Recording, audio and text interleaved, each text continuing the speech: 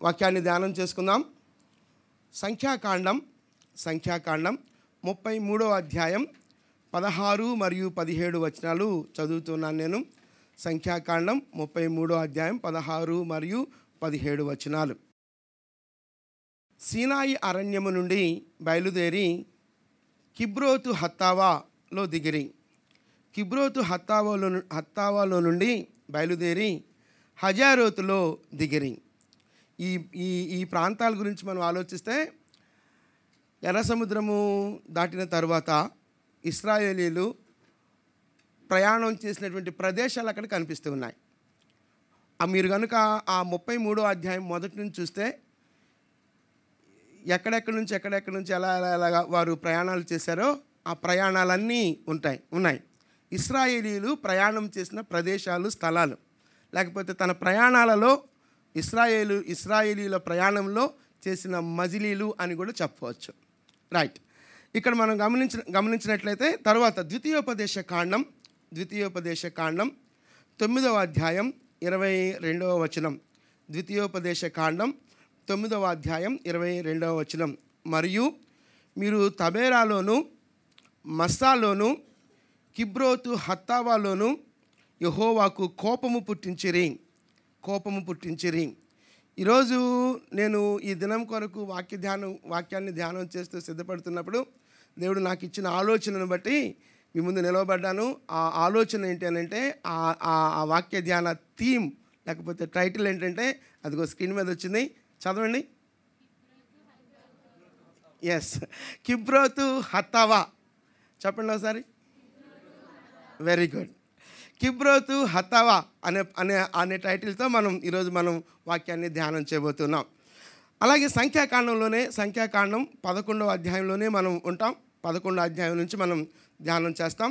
11వ అధ్యాయం మొదటి 3 వచనాలు గమనించినట్లయితే, జనులు ఆయాసమును గూర్చి సణుగుచుండగా అది యెహోవాకు వినబడెను.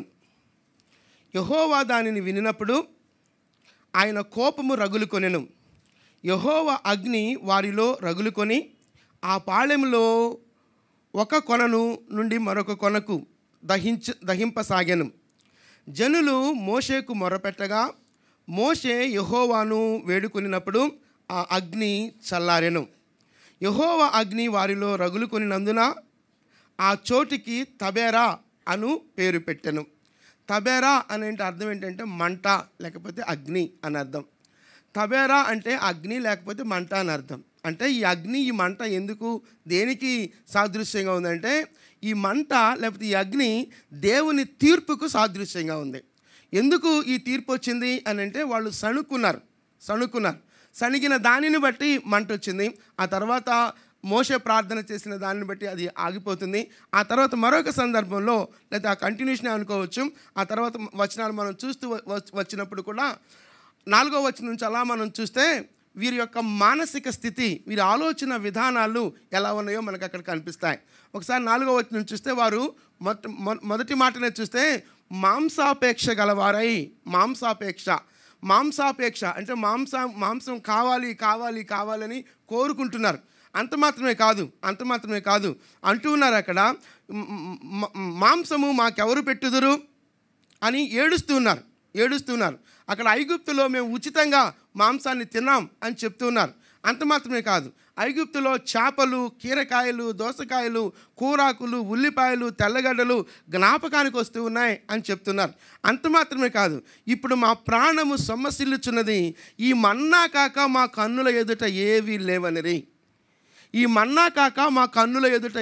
లేవనిరి. అంటే వీళ్ళు మన్నా తిని విసిగిపోయారు. కానీ దేవుడు మొట్టమొదటి మన్నాని ఇచ్చినప్పుడు అపోపము వలె ఉన్నది అని చెప్పి చాలా ఆశ్చర్యానికి గురయ్యారు. కొంతకాలం గడిచిన తరువాత ఈ మన్నా మరుగున పడిపోతుంది, లేకపోతే ఈ మన్నా కాదు మాకు కావాల్సింది, ఐగుప్తులో మేము తిన్నటువంటి ఆహారం మాకు కావాలి అని చెప్పి సణుక్కుంటూ ఉన్నారు. ఆ సణుగు ఎంత భయంకరంగా ఉందనంటే ఆ సణుగును బట్టి మోషే చాలా ఒత్తిడికి గురయ్యాడు, చాలా స్ట్రెస్ ఫీల్ అయ్యాడు. ఒకసారి ఆ మాటలు కూడా మనం చదువుదాం. సంఖ్యాకాండంలోనే 11వ అధ్యాయం 10 నుంచి 15వ వచనం వరకు చదివితే, జనులు తమ కుటుంబములతో ఎవరి గుడారము ద్వారమునద్ద వారు ఏడవగా. జనులు తమ తమ కుటుంబములతో ఎవరి గుడారము దగ్గర వారు ఏడుస్తున్నారట. కుటుంబాలుగా ఏడుస్తున్నారట. ఏడుస్తున్నప్పుడు ఆ ఏడుపు మోషే విన్నాడు. మోషే వినెను. యెహోవా కోపము బహుగా రగులుకొనెను. వారు ఏడ్చుట మోషే దృష్టికి చెడ్డదిగా ఉంది.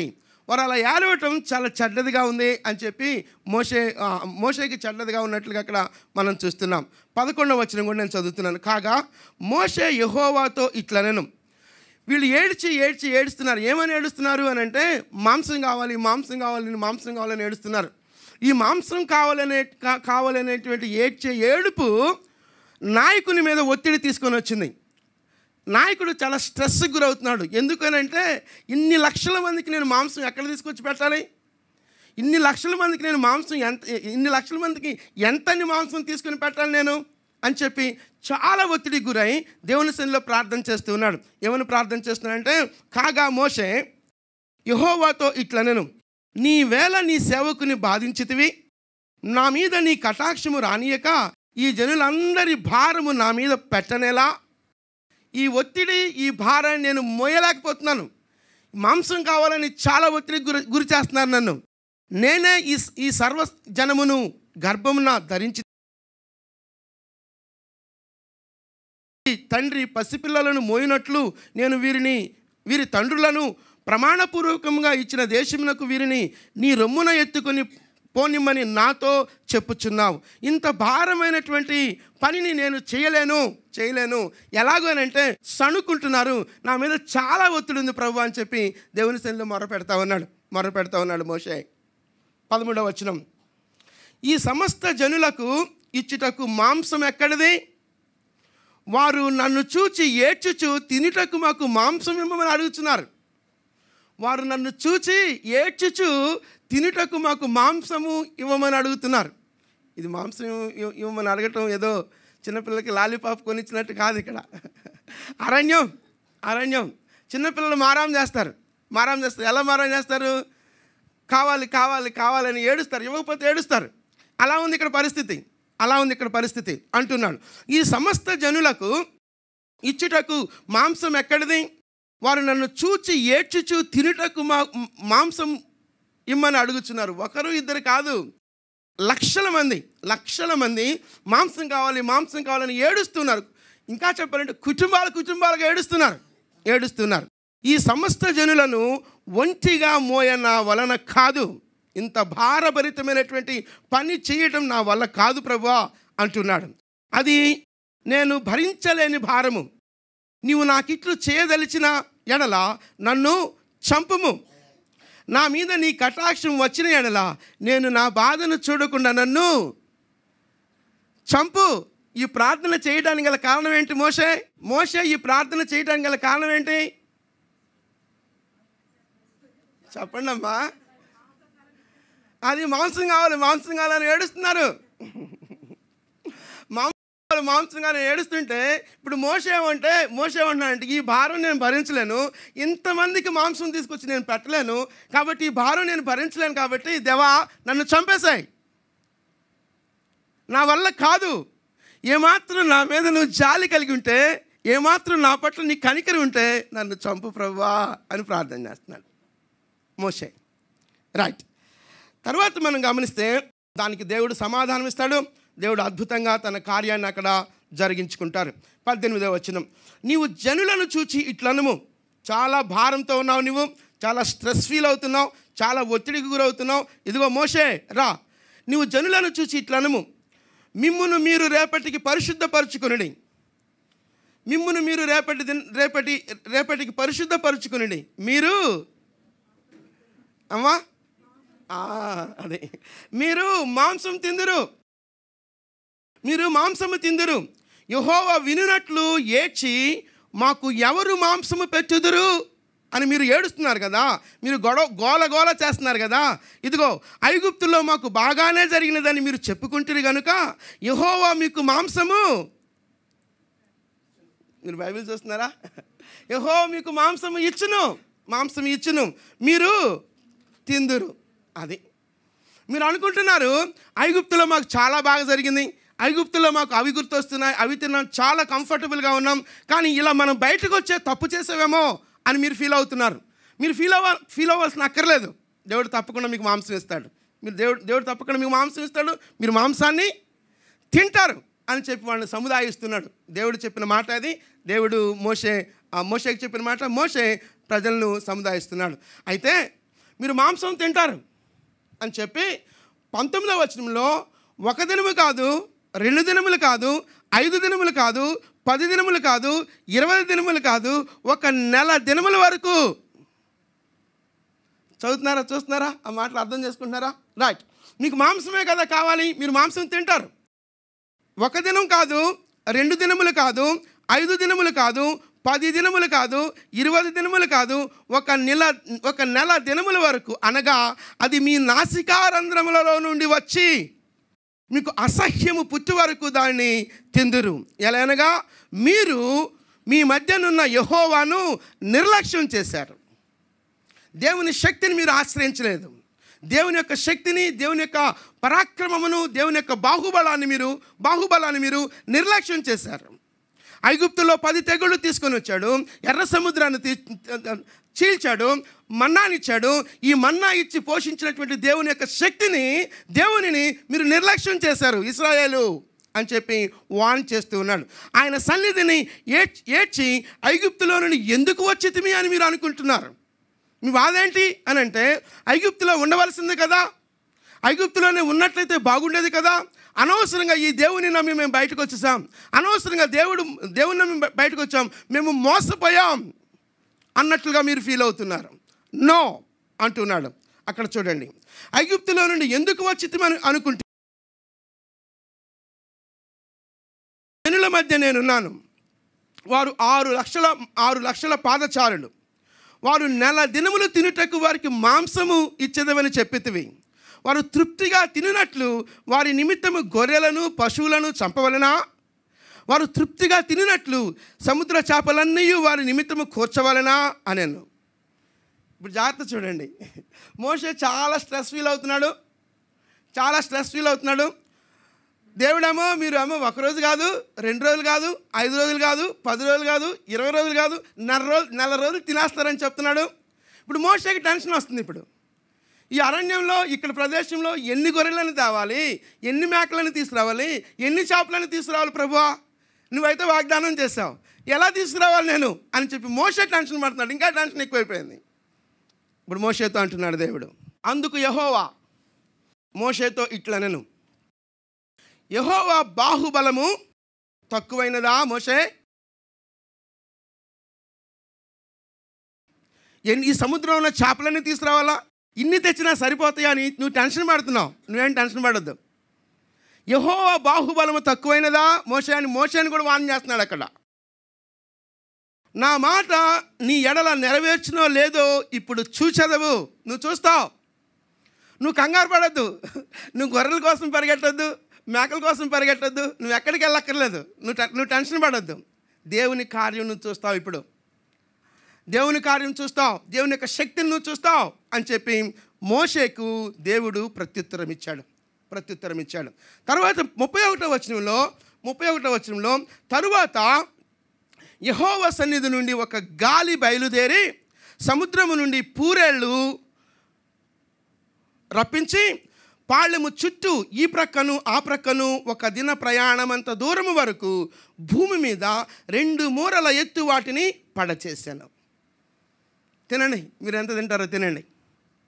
మాంసం కావాలని ఏడ్చారు కదా, తినండి. మీరు 1 రోజు కాదు, 2 రోజులు కాదు, 5 రోజులు కాదు, 10 రోజులు కాదు, 20 రోజులు కాదు, నెల రోజుల వరకు మీరు తింటారని చెప్పాను కదా, తినండి అని చెప్పి దరిదాపుగా ఒక మనిషి కాలినడకన అనుకోవచ్చు. అప్పట్లో కాలినడకలే కదా, ఒక మనిషి కాలినడకన ఎంత దూరం 1 రోజు ప్రయాణం చేస్తాడో అంత దూరం పూరేళ్లతో నింపేశాడు. దరిదాపుగా 40-45 కిలోమీటర్స్ అనుకోవచ్చు. 40-45 కిలోమీటర్స్ పూరేళ్లతో పక్షులు నింపేశాడు. ఎంత ఎత్తు అని అంటే దరిదాపుగా 2 మూరలు, అంటే దీనికంటే కొంచెం పొడవు ఉంటుంది, అంత ఎత్తు. అంటే ఇది అనుకోండి, ఇంత ఎత్తు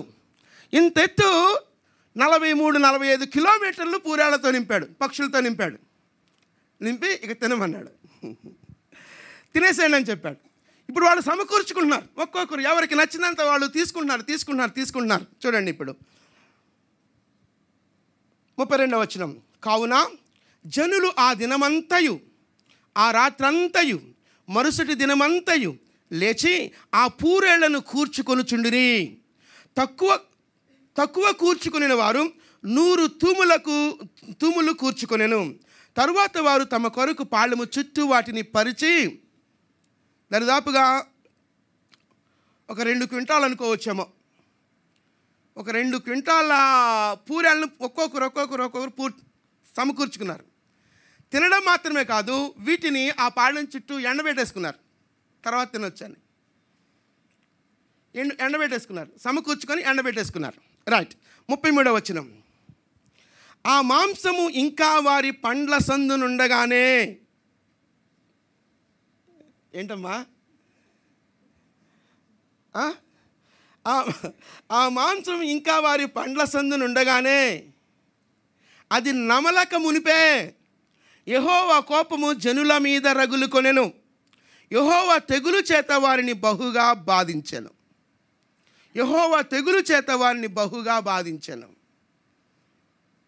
మీరు ఒకరోజు కాదు, మీరు మాంసం కావాలంది తినండి, మీరు ఎంత తింటారు తినండి అని చెప్పి మాంసం ఇచ్చాడు. ఇప్పుడు వాళ్ళు తింటూ ఉన్నారు. పండ్ల సందుల్లో మాంసపు మిగుళ్ళు ఉంటుండగానే దేవుడు వారిని బాధించాడు. మాంసాపేక్ష గల వారి జనులు అక్కడ పాతిపెట్టినందున ఆ స్థలమునకు కిబ్రోతు హతవా అని పేరు పెట్టాను. మాంసాపేక్ష కలిగిన జనులను అక్కడ పాతిపెట్టారు.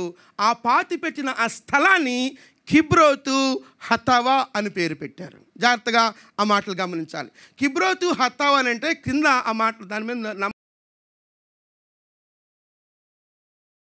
దురాశ ఉంది. మాంసాపేక్ష అంటే క్రేవింగ్ అంటే కోరిక. జాగ్రత్తగా గమనించాలి. క్రేవింగ్ అంటే కోరిక. వీళ్ళు చేసిన పని ఏంటి అని అంటే, వీరు దేవుని సన్నిధిలో చేసినటువంటి సణుగుడు దేని గురించి అని అంటే, మేము మన్నా తిని విసిగిపోయాం. మాకు క్రొత్తది ఏదైనా కావాలి. మా ముందు మన్నా తప్ప మరొకటి లేదు. మరొక డిష్ ఏదైనా ట్రై చేద్దామంటే ఇంకొకటి లేదు. ఈ మన్నా తిని విసిగిపోయాం. మాకు క్రొత్తది కావాలి. క్రొత్త క్రేవింగ్స్ వీళ్ళ హృదయాల్లో డెవలప్ అవుతున్నాయి. జాగ్రత్తగా మాటలు అర్థం చేసుకోవాలి.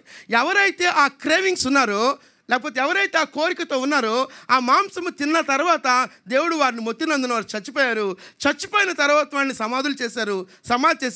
ఆ సమాధి చేసిన స్థలాన్ని కిబ్రోతు హతవా అని పేరు పెట్టారు. హీబ్రూ భాషలో ఆ పదానికి ఇంగ్లీష్లో హీబ్రూ భాషలో ఉన్న ఆ పదానికి అర్థం ఏంటంటే గ్రేవ్స్ ఆఫ్ క్రేవింగ్ అంటే క్రేవింగ్స్తో, కోరికలతో ఉన్నటువంటి వారి సమాధులు అవి. వీళ్ళు ఎందుకు చచ్చారు అని అంటే, లేకపోతే ఎందుకు వీళ్ళని సమాధుల్లో పెట్టారంటే, ఒక కోరిక తీర్చుకొని చచ్చారు వీళ్ళు. ఆ కోరిక ఎలాంటి కోరిక అని అంటే, దేవునికి వ్యతిరేకమైనటువంటి కోరిక. దేవుడు ఇచ్చిన మన్నాతో సంతృప్తి చెందకుండా మరొకటి కావాలి. మన జీవితాల్లో కూడా దేవుడిచ్చిన దాన్ని సంతృప్తి చెందకుండా మరేదో కావాలి అని చెప్పి క్రేవింగ్స్ డెవలప్ అవుతూ ఉంటాయి. దీన్ని ఏమంటున్నారంటే సంతృప్తి లేనటువంటి జీవితం. ఉన్నదానితో సంతృప్తి చెందకుండా మరొకటి ఏదో కావాలని ప్రయత్నం చేసే ప్రయత్నాన్ని క్రేవింగ్ అంటున్నారు. దాన్ని కన్స్యూమరిజం అని అంటారు. డాక్టర్ శేఖర్ గారు ఇక్కడ ఉన్నారు. మేనేజ్మెంట్లో కన్స్యూమరిజం గురించి చెప్తారు. కన్స్యూమరిజం అని అంటారు. అని అంటే అర్థం ఏంటంటే, ఒక ప్రోడక్ట్ తీసుకుని వాడుకున్న తర్వాత, దానితో సంతృప్తి చెందిన తర్వాత, లేదా అది అయిపోయిన తర్వాత నాకు ఇంకా సంతృప్తినిచ్చేది మరొకటి కావాలి, నెక్స్ట్ ఫీచర్స్ ఉన్నది మరొకటి కావాలి, లేకపోతే ఇంకా నాకు సంతృప్తి మరొకటి కావాలి, మరొక దాని కొరకు ట్రై చేసే విధానం కన్స్యూమరిజం అని అంటారు. అంటే ఉన్నదానితో సంతృప్తి చెందకుండా మరేదో కావాలి అనుకోవటం. దేవుడిచ్చినటువంటి మన్నాతో సంతృప్తి చెందకుండా మాంసం కోసం వీరు ప్రయత్నం చేయడం. వాస్తవానికి మన్నా ఇచ్చింది దేవుడు, మాంసాన్ని ఇవ్వలేదు. ఎందుకనంటే మాంసం దేవుని ఉద్దేశంలో మాంసం లేదు, మన్నానే. కానీ వీరి యొక్క క్రేవింగ్స్ని అనగా వీరి కోరికలను అణుచుకోలేక మాంసం కావాలని ఏడ్చి మోషేకు ఒత్తిడి తీసుకొని వచ్చారు. ఒక రకం దేవుడి మీద కూడా ఒత్తిడి తీసుకొని వచ్చారు. దేవుడు ఇచ్చాడు, తినండి, ఎన్ని రోజులు తింటారో తినండి. 1 రోజు కాదు, 2 రోజులు కాదు, 5 రోజులు కాదు, 10 రోజులు కాదు, 20 రోజులు కాదు, 4 రోజులు తినండి. తిన్న తర్వాత ఏమైందనంటే చచ్చిపోయారు. ఆ చనిపోయి పాతి పెట్టబడిన స్థలాన్ని కిబ్రోతు హత్తావా అని పిలిచారు. నేనేమంటానంటే దేవుడు మనకిచ్చినటువంటి వాటితో సంతృప్తి చెందకుండా మరొక దాని కొరకు మనం ప్రయత్నాలు చేసే ఆ కోరికలు దేవుని నుంచి మనం దూరం చేస్తాయి. అదే క్రమంలో దేవుని శక్తి సామర్థ్యాలను ఆశ్రయించకుండా చేస్తాయి. ఇప్పుడంతా మనం కన్స్యూమరిజంలో ఉన్నాం. వ్యాపార ప్రకటనలు మనం చూసినప్పుడు your next car, this is, వదిలేసే ఆ కారు, యువర్ నెక్స్ట్ విల్లా లేకపోతే your next house, this is అని చెప్పి, what is your next car అని హోర్డింగ్స్ చూస్తూ ఉంటాం. అంటే నువ్వు ఇప్పుడు వాడుతున్న దాంతో నీకు సంతృప్తి లేదు, మరొకటి వాడితే నీకు సంతృప్తి కలుగుతుంది అని చెప్పి కోరికలను ప్రొవోక్ చేసేటువంటి పరిస్థితుల్లో మనం ఉంటూ ఉన్నాం. అయితే దేవుడు ఇక్కడ వీరితో చేసిన కార్యాన్ని మనం చూసినప్పుడు వారు దేవుడు ఇవ్వని దానిని ఆశించి వారు మరణమైనట్లుగా మనం చూస్తున్నాం. అంటే దేవుడు ఏదైతే ఇచ్చాడో దానితో సంతృప్తి చెందనటువంటి ఆ జీవితాలు ఎంత భయంకరమైనటువంటి పరిస్థితులు వస్తున్నాయంటే, ఈ కన్స్యూమరిజం గురించి మాట్లాడుతున్నప్పుడు ఆ మధ్య ఒక ఆర్టికల్ నేను చదువుతున్నప్పుడు ఈ సామాజిక సంబంధాల గురించి మాట్లాడుతున్నప్పుడు ఈ కన్స్యూమరిజం అనేటువంటి కాన్సెప్ట్, ఆ థింకింగ్ కుటుంబాల్లో కూడా వచ్చాయి. భార్యాభర్తలు, నీతో నేను సంతృప్తిగా ఉన్నాను కొంతకాలం, ఇక నేను సంతృప్తిగా ఉండలేను, నాకు మరొకరితో ఉంటే సంతృప్తిగా ఉంటుంది, కాబట్టి నువ్వు నాకు అక్కర్లేదు. ఎంత భయంకరం. వీళ్ళు మన్నాతో సంతృప్తి చెందకుండా దేవుడు ఇవ్వనటువంటి మాంసం కోసం ఆపేక్షించిన దానిని బట్టి యెహోవా కోపము రగులుకొనెను. కెబ్రోత్ హత్తావా అనే మాటను చూసాం. కిబ్రోత్ హత్తావా అని అంటే గ్రేవ్స్ ఆఫ్ క్రేవింగ్స్, కోరికలు చంపబడినటువంటి సమాధులు, లేకపోతే ఆ కోరికల చేత ఉన్నటువంటి వ్యక్తులు చేయబడినటువంటి సమాధులు అన్నట్లుగా జాగ్రత్తగా ఆ మాటలు అర్థం చేసుకోవాలి. ఆన్లైన్ బెట్టింగ్స్, క్రెడిట్ కార్డ్స్, మనకు ఆ క్రేవింగ్స్ ఉండవు, అంటే మనకు ఆ కోరికలు ఉండవు, కానీ ఆ కోరికలు మనం కలుగ చేసి వాళ్ళ ట్రాప్లో పడవేసి చివరకు చాలా భయంకరమైన పరిస్థితులకి నెట్టివేసే పరిస్థితులు చూస్తూ ఉంటాం మన సమాజంలో. క్రేవింగ్స్ జాగ్రత్తగా గమనించాలి. సంతృప్తి లేనటువంటి జీవితాలు, సంతృప్తి లేని విధంగా వారు జీవించినట్లుగా మనం చూస్తాం. ఆయా సందర్భాలలో మన తాహతకు మించి ఖర్చు చేయటం. వాస్తవానికి మనం ఏ స్థితిలో ఉన్నామో ఆ స్థితికి మించి, అంటే నా ఐడెంటిటీ కోసమో లేదా నా గురించి తెలుసుకోవాలని చెప్పో ఏదో ఒక సోషల్ ఐడెంటిటీ కోసం తాహతకు మించి ఖర్చు చేయటం. అలాగే ఇంకా చెప్పాలంటే ఒకరితో ఒకరు పోల్చుకొని నేను తగ్గకూడదు అన్నట్లుగా ఖర్చు చేయటం, ఇది కూడా ఒకలాంటి క్రేవింగ్సే. అయితే దేవుని వాక్యం మనకు సెలవిస్తుంది ఏంటంటే మనం ఏ స్థితిలో ఉన్నామో ఆ స్థితిలో సంతృప్తిగా ఉన్నప్పుడు అది దేవునికి మహిమ. వీరు మన్నా ఇచ్చినప్పుడు మన్నాతో సంతృప్తి చెంది ఉంటే వీళ్ళు వాగ్దాన దేశంలోనికి ప్రవేశించేవాళ్ళు. వీరు మన్నాతో సంతృప్తి చెందకుండా దేవుడు ఇవ్వని దానికోసం ఆరాటపడ్డారు. దేవుని ఇవ్వని దానికోసం వారు ఆవేదన చెందారు, ఏడ్చేశారంట, ఆవేదన చెందారు. జాగ్రత్తగా ఆ మాటలు మనం చూస్తే ఎప్పుడు మనం సంతృప్తిగా ఉండగలం అని అంటే ఏ స్థితిలో మనం ఉన్నావో ఆ స్థితిని మనం యాక్సెప్ట్ చేయాలి, అంగీకరించకపోతే నేను వాళ్ళలాగలేను వీళ్ళలాగలేను అని కంపేర్ చేసుకుంటాం. నో, దేవుడు నిన్ను నీలాగే సృష్టించాడు, దేవుడు నన్ను నాలాగే సృష్టించాడు. దేవుడు నాకు ఇవ్వాల్సినటువంటి వనరులు నాకు ఇచ్చాడు, దేవుడు మీకు ఇవ్వాల్సిన వనరులు మీకు ఇచ్చాడు. ఆ వనరులను ఎంజాయ్ చేస్తూ దేవునికి మహిమార్థమై జీవించాలి తప్ప వనరులు కొదువుగా ఉన్నాయని చెప్పి దేవుని మీద కంప్లైంట్ చేయడానికి వీల్లేదు. దేవుడు ఇవ్వని దానికోసం ఆరాటపడడానికి వీల్లేదు. మరలా మాట నేను చదువుతున్నాను ఒకసారి. మాంసాపేక్ష గలవారి జనులు అక్కడ పాతి పెట్టినందున ఆ స్థలమునకు కిబ్రోతు హత్తావా అని పేరు పెట్టాను.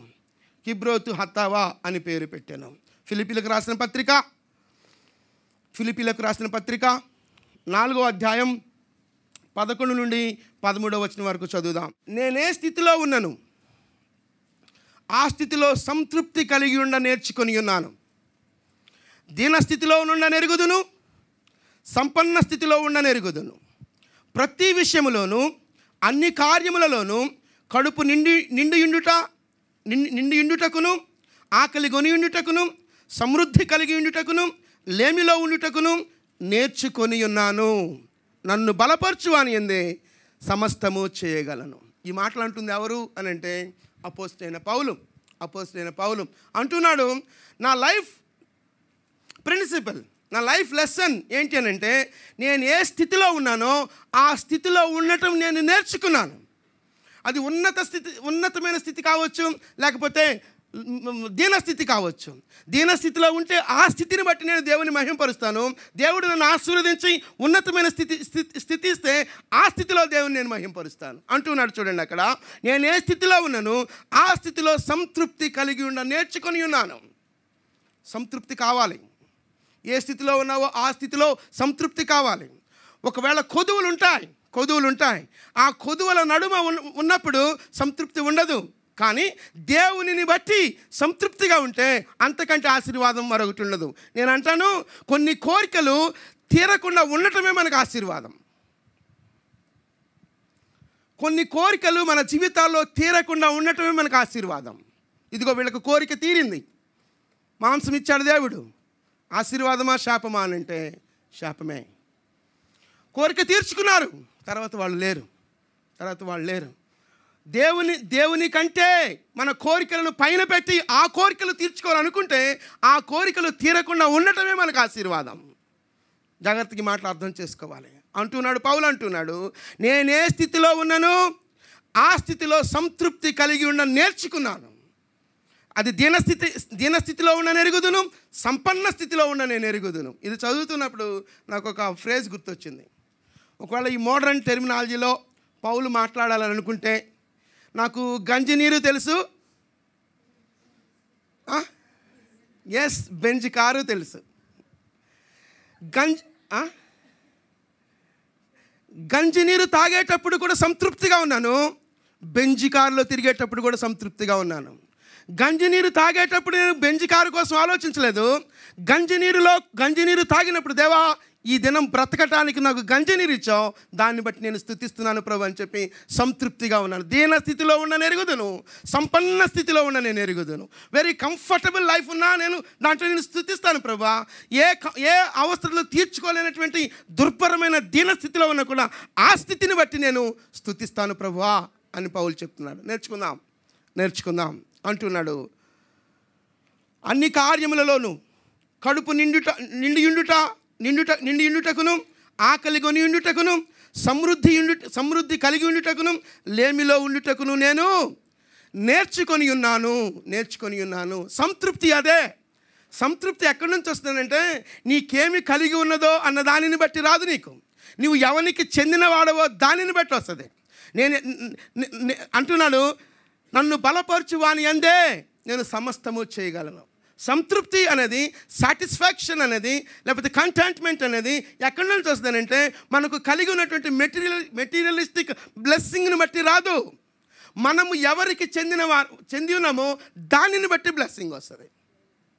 అదే ఆ సూత్రాన్ని లేకపోతే ఆ సత్యాన్ని ఎరిగినటువంటి పౌలు మాట్లాడుతున్న మాట ఏంటి అనంటే, నన్ను బలపరచు అని యందే సమస్తము చేయగలను.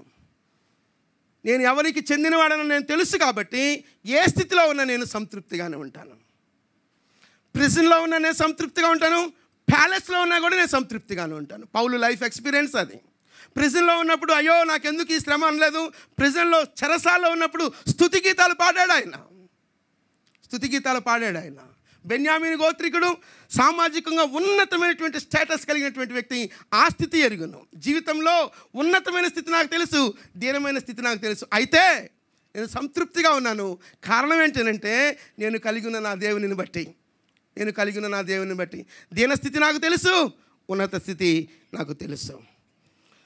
హెబ్రీయులకు రాసిన పత్రిక 13వ అధ్యాయం 5వ వచనంలో చూడనక్కర్లేదండి, నేను నోటి మాటగా చెప్తాను. హెబ్రీయులకు రాసిన పత్రికలో అక్కడ అంటున్నాడు, ధనాపేక్ష లేని వారై మీకు కలిగిన వాటితో తృప్తిగా ఉండుడి. ధనాపేక్ష లేని వారై మీకు కలిగిన వాటితో తృప్తిగా ఉండు. అంటే నేనేమంటానంటే, రిచ్గా ఉండటం పాపం కాదు, రిచ్గా ఉంచుతాడు దేవుడు. అయితే రిచ్గా ఉంచిన దానిని బట్టి దేవుని స్తుతించు. అలాగని మనను పేదరికానికి అప్పగించేవాడు కూడా దేవుడు కాదు. దేవుడు ఒకవేళ నిన్ను ఆ దీనస్థితిలో ఉంటే ఆ దీనస్థితిని బట్టి దేవుని సన్నిధిలో సణుకొనకుండా ఆ స్థితిని బట్టి స్తుతిస్తే దేవునికి మహిమకరంగా ఉంటుంది. కొన్నిసార్లు మనకు ప్రపంచానికి అర్థం కాని విషయం ఏంటంటే, మనకి ఈరోజు తినడానికి తిండి లేకపోయినా, జేబులో రూపాయలు లేకపోయినా కింగిల్లాగా ఉంటాం, ధైర్యంగా ఉంటాం. ఎక్కడి నుంచి వచ్చింది ఈ ధైర్యం? అంతే, అది అనుభవిస్తే తెలుస్తుంది. ఒకవేళ జేబులో రూపాయలు లేనప్పుడు కంగారు పడి ఎందుకు ఇచ్చాడు దేవుడు ఈ పేదరికాన్ని తిట్టుకుంటే దానివల్ల దేవుని సన్నిధిలో దేవునికి మహిమ రాదు, నీకు ఆశీర్వాదం కాదు. జేబులో రూపాయలు లేకపోయినా ధైర్యంగా సింహంలాగా ఉంటావు. కారణం ఏంటంటే నీవు ఎవడికి చెందినవాడవో నీకు తెలిస్తే నువ్వు ధైర్యంగా ఉంటావు. అదే చెప్తున్నాడు ఇక్కడ. దీనస్థితిలో ఉన్న ఎరుగుదును, సంపన్న స్థితిలో ఉన్న ఎరుగుదును, ప్రతి విషయంలోనూ అన్ని కార్యములలోనూ కడుపు నిండి ఉండుటకును, ఆకలి కొని ఉండుటకును, సమృద్ధి కలిగి ఉండుటకును, లేమిలో ఉండుటకును నేర్చుకొని ఉన్నాను. నన్ను బలపరచు అని అందే సమస్తము చేయగలను. ఒక సందర్భంలో బాప్తిస్మిచ్చి యోహాను రోమా సైనికులను ఉద్దేశించి మాట్లాడుతున్న మాట ఏంటంటే, లూకా సువార్త 3వ అధ్యాయం 14వ వచనంలో అంటూ ఉన్నాడు, మీ జీతములతో తృప్తిగా ఉండుడి. జీతాలు సరిపోవటంలా, ఎక్స్ట్రా డ్యూటీస్ తప్పులేదు, చేసుకోవచ్చు, కాదంటలేదు. అక్రమ సంపాదన జీతం సంతృప్తినివ్వనప్పుడు, అక్రమ సంపాదనకు వెళ్ళినప్పుడు, ఇంకా జీతం సంతృప్తినివ్వనప్పుడు, ఆ జీతం సంతృప్తిదాయకంగా లేనప్పుడు, ఇంకా ఏదో చేసి ఏదో సాధించాలి, ఇంకా అది కూడా ఉంటే బాగుండు అని ఆలోచించేటప్పుడు అక్రమార్జనకు తయారవుతారు. నో, అలా వద్దు. మీ జీతాలతో సంతృప్తిగా ఉండండి అని చెప్తున్నాను. అది చిన్న మొత్తమైనా పెద్ద మొత్తమైనా నిజంగా అది దేవుని ఉద్దేశంలో, దేవుని చిత్తంలో నీవు చేస్తున్న ఉద్యోగం అయితే అది చిన్న అమౌంట్ అయినా చాలా సంతృప్తిగా ఉంటుంది. నాకు తెలుసు, నాకు కొంతమంది ఫ్రెండ్స్ ఉన్నారు, నాకంటే చాలా ఎక్కువ శాలరీ ఉంటుంది, కానీ వాళ్ళు నన్ను అప్పు అడుగుతారు. ధైర్యంగా చెప్తున్నాను, నేను వాళ్ళతో పోల్చుకుంటే నా శాలరీ చాలా చాలా చాలా తక్కువ. నేను అప్పు ఇచ్చిన సందర్భాలు ఉన్నాయి కాబట్టే చెప్తున్నాను. ఎందుకు అంటున్నానంటే, వారికి దేవుడు లేడు. నేను నమ్మిన నా దేవుడు నన్ను విడిచిపెట్టాడు. నేను ధైర్యంగా చెప్తున్నాను, ఇది గొప్ప కోసం కాదు. నా శాలరీ కంటే డబుల్గా 3 టైమ్స్ వాళ్ళకి ఎక్కువ ఉంటాయి, అప్పులు ఉన్నాయి. ఆ సందర్భాలలో ఒకసారి 2 సార్లు కాదు, నేను అప్పిచ్చిన సందర్భాలు ఉన్నాయి. ఎక్కడి నుంచి వచ్చింది ఈ ధైర్యం అని అంటే, నేను ఎవరిని కలిగి ఉన్నానో ఆ దేవుడు నాకు తెలుసు. వనరులు తక్కువైనా సరే దేవుడు దాంట్లో సంతృప్తిగా జీవించడం మనకు తెలుసు. అలాంటి ఆలోచన ఉన్నప్పుడు దేవుని సన్నిధిలో సంతోషభరితంగా సంతృప్తిదాయకంగా ఉంటాం అంటున్నాడు ధనాపేక్ష లేని వారై మీకు కలిగిన వాటితో తృప్తిగా ఉండుడి అని చెప్తున్నాడు. కొరింథీయులకు రాసిన మొదటి పత్రిక 15వ అధ్యాయం 31వ వచనంలో, నేను దినదినము చనిపోవచ్చున్నాను. ఏ క్రేవింగ్స్ అయితే నాకున్నాయో, ఏ కోరికలు అయితే నాకున్నాయో ఆ ప్రతి కోరికను నేను దినదినము చనిపోతున్నాను. కెబ్రోత్ హతవా, ప్రతిరోజు నా కోరికలను చంపుకుంటున్నాను. పౌలు అంటున్నటువంటి మాట. ఇంకా మాట్లాడాలంటే, మనిషికి ఇన్స్టింక్ట్స్ ఉంటాయి, సహజాతాలు అని అంటాం. ఆకలి, నిద్ర, సెక్స్ 3 ఉంటాయి. ఈ మూడింటిని మనం కంట్రోల్ చేసుకోకపోతే సాక్ష్యాలు మనం కాపాడుకోలేం. ఈ 3 విషయంలో చక్కగా మనం కెబ్రోత్ హతవా అనేటువంటి అనుభవాల్లోనికి ఆ క్రేవింగ్స్ని చంపకపోతే సాక్ష్యాన్ని మనం కాపాడుకోలేం. ఇక్కడ వీరు మాంసాపేక్ష గలవారై వారు దేవుని సన్నిధిలో సణుకున్నట్లుగా మనం చూస్తున్నాం. కాబట్టి ఈ మాటలన్నీ మనం ఆలోచిస్తున్నప్పుడు కొలస్సీలకు రాసిన పత్రిక 3వ అధ్యాయం 5 నుంచి 10వ వచనం వరకు చదవాలి.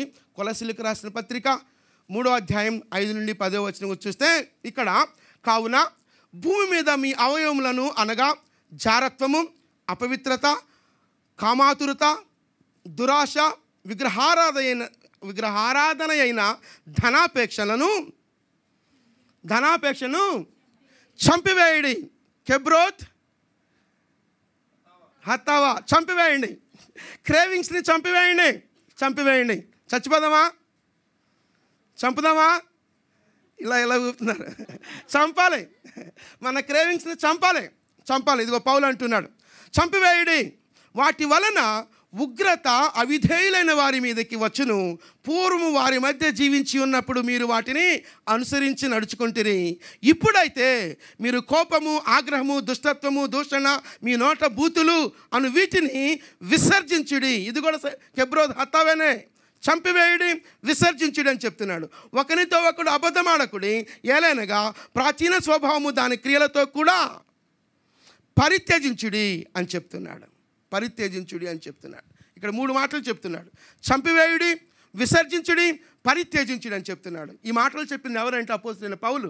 ఎందుకు అని అంటే, నా క్రేవింగ్స్ని, నా కోరికలను దినదినము చంపివేస్తున్నాను.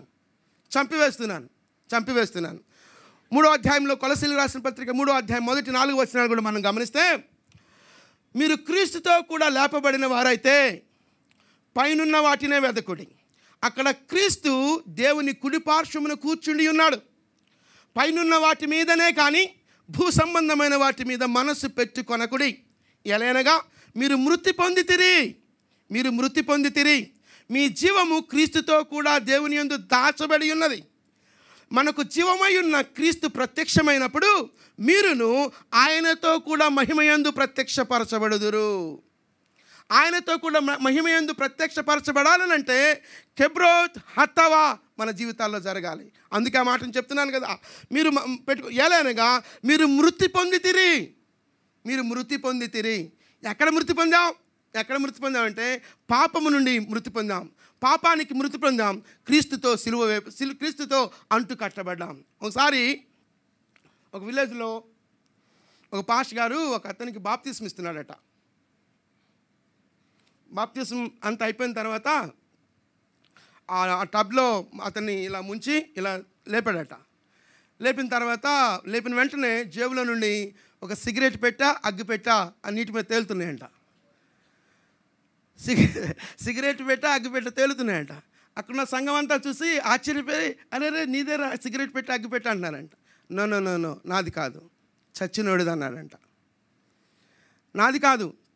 అన్నాడంట. ఎప్పుడైతే నేను నీటిలో ముంచబడ్డానో, చచ్చిపోయాను, ఇప్పుడు నేను జీవముతో కూడా లేచాను. అగ్గిపెట్ట సిగరెట్ పెట్ట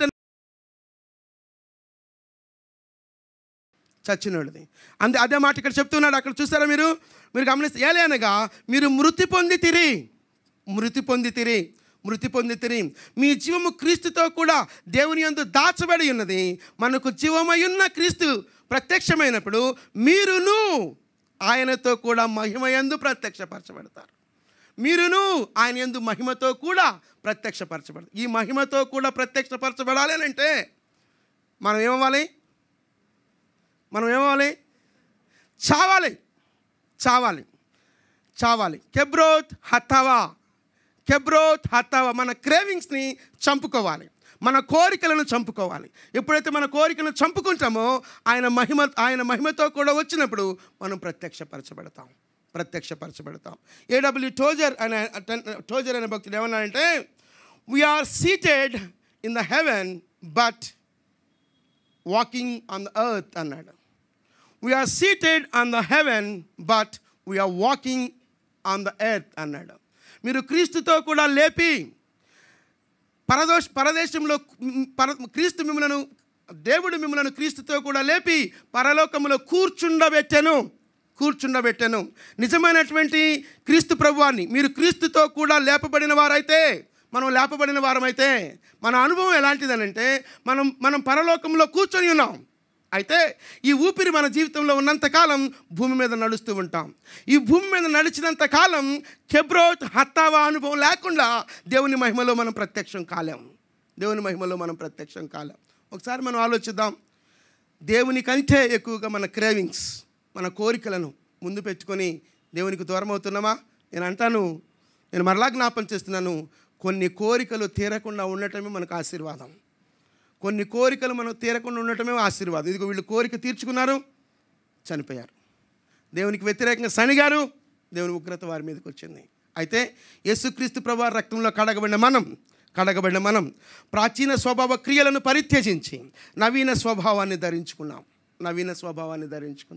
ఈ నవీన స్వభావాన్ని ధరించుకునే క్రమంలో దినదినము చనిపోతూ కెబ్రోత్ హత్తావా అనుభవంలో కలిగి ఉంటూ నానాటికి క్రీస్తు యేసు స్వారూప్యంలోనికి మార్చబడదాం.